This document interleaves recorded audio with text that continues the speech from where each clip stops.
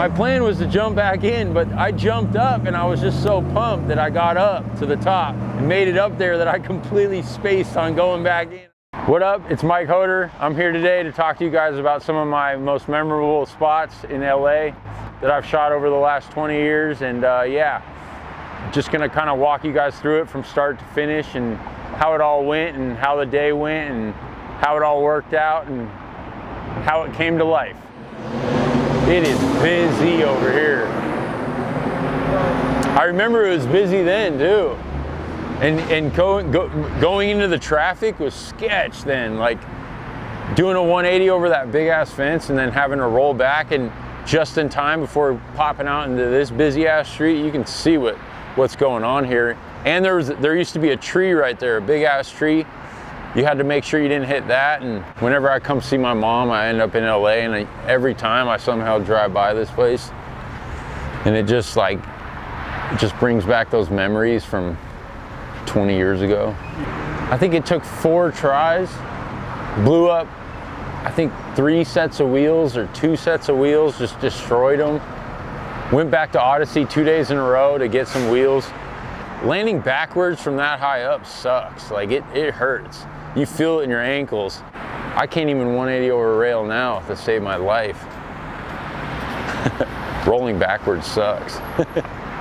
I'm 6'5". What is that, like a 8-foot fence probably? 9-foot tall fence, 17 stair handrail. But up top, it's not as bad as it is from when you look at it from down here.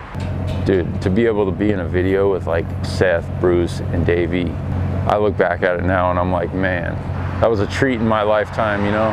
And that was 20 years ago, and I've done a lot since, you know? I've had a lot of other good ones, you know, and good clips and good trips and, you know, good groups of homies around, but there was something special about that, you know, and like came down here to just handle business, and we did.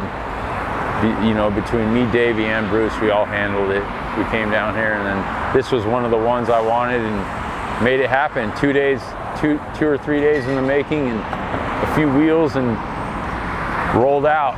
Back then, you would see a picture in a magazine, and then the video would come out. So like, you were kind of like, it would build up this hype for the video. You know, back then, you didn't know if you got a cover. You didn't know until you went to the bookstore and saw a cover, or, you know, Z might have called me to give me, you know, tell me I got a cover or something. But I think, you know, you really, when you go to the bookstore and you get to see it on the shelf with all the other magazines next to the hunting magazine and the gun magazine and all the other ones. When I got that cover, man, to this day, I mean, I got the pink bike, the Adidas on, the black shirt, the khakis. I remember it all, like, you know, not even looking at it, and just busy street. This kind of shit was going on the whole time. Everything's got to work out in situations like that to a T for it to like actually pan out and work correctly. And you know, I've gotten lucky on it, on this one and a lot of others. So cool. Look at how short this runway was. Dude, right when I pulled up, I looked at this runway and I'm just like, huh? Well, like, how did I have any speed to do anything? It's like 15 feet. It's like a tetherball court. It's like boop, boop, 2 little like 1/8 of a cranks. What gearing were you using at this point? I've always ran 39, so like a pretty hard gearing, and so like trying to get speed, I mean, if I had like 25.9, this would be pretty probably chill. But I mean, the gap really isn't that big, but into a busy street, I'm like looking at it like, how the hell did I turn? Like, how did I turn around in here? I should watch the clip. Oh my. Crazy. Everything about this spot was the same as when I did it. I thought it was different. It's crazy. I just watched the video and I just started right here and did 1 quick crank. Boom, hop. And I made it over that. I mean, the fence isn't that high, but to make it over the gap and make sure you land going down the bank correct, I mean, with like just the minimal crank, I remember Charlie filmed from right in the middle. That's where you shot the photo too, I think. I definitely remember seeing a skate photo of it. I did a bike photo with it.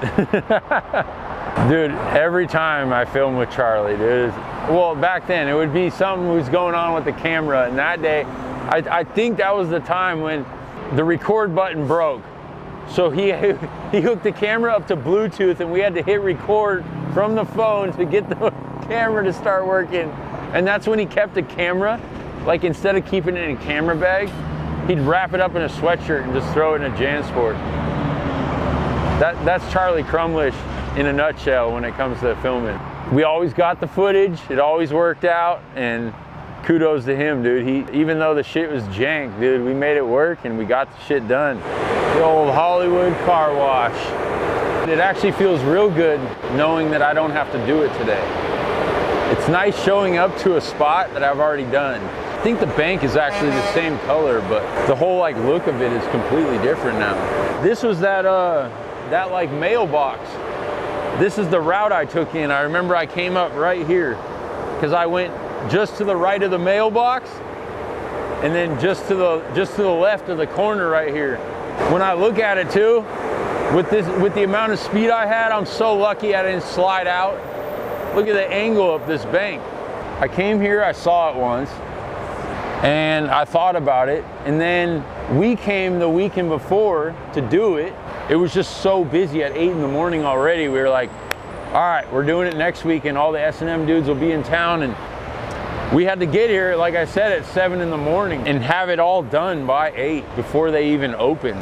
We were staying in Costa Mesa, and we drove from Costa Mesa to here and made it here by 7 a.m. And to get like the 10 dudes that were, or the 8 of us or whoever, man, getting those dudes up at like 5 a.m., it was like a pain in the ass. We made it happen, and I just straight pinned it all the way here. Made it here by 7 and took a few run-ups, and by 7:30 I was up on top of the roof. Current time, 7:25 a.m. We're here somewhere on Sunset Boulevard in Hollywood, California.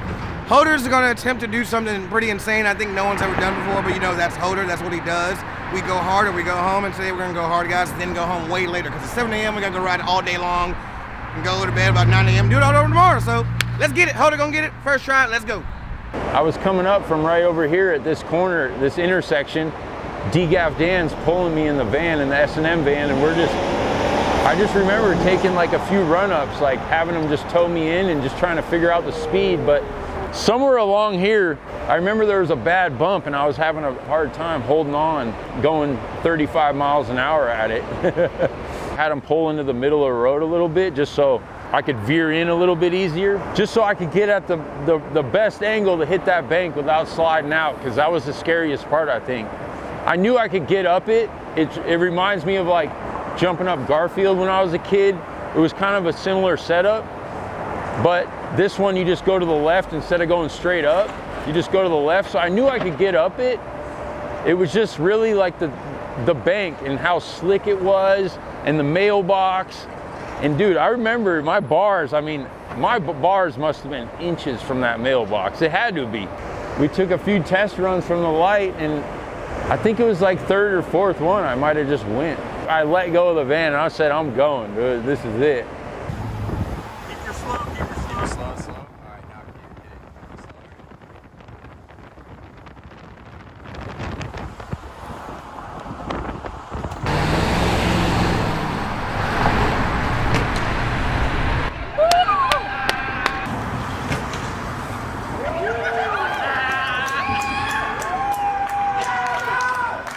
My plan was to jump back in, but I jumped up and I was just so pumped that I got up to the top and made it up there that I completely spaced on going back in. I just dropped, I put my bag down and the homies grabbed it, and you saw me, I'm on the roof fucking dancing.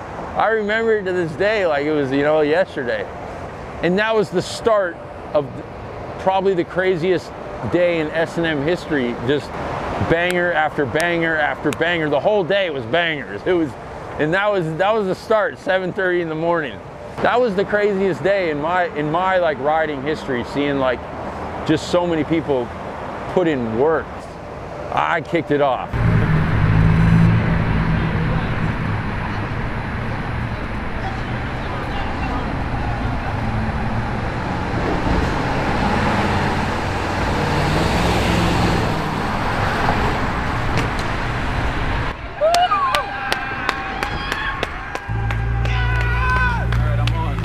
good. He's good. He's good. Stay to the left. Stay to the left and get it. Keep your slow, keep your slow. Slow, slow. All right, now get